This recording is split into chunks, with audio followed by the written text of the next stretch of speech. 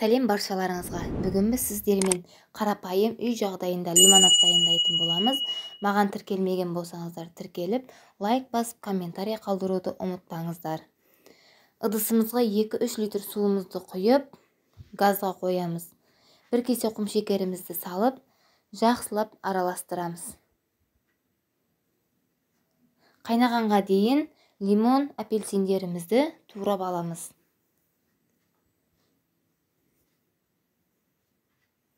Ішіндегі дәнектерін алып тастаймыз.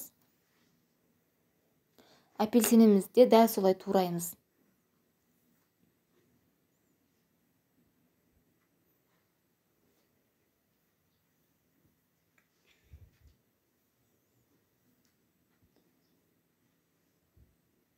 Лимон мен апельсиндерімізді мясорубкадан шығарып аламыз.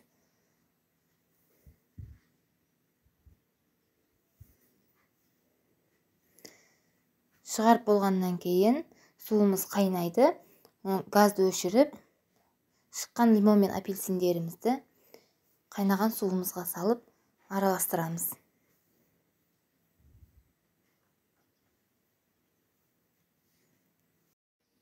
Араластырып, 1 сағатқа қойып қоямыз. Суығаннан кейін екінші ыдысымызға осындай сүзек арқылы сүзіп аламыз.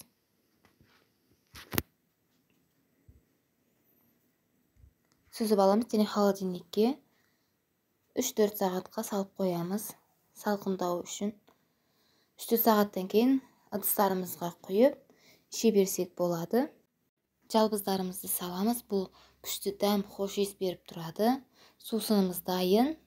Дәл қазір осындай ыстықта ішуге арналған салқын сусын міндетті түрде жасап көріңіздер. Өте қолжетімді. Егер рецептім ұнаған болса, каналыма тіркеліп, лайк басып, комментарий қалдыруды ұмытпаңыздар.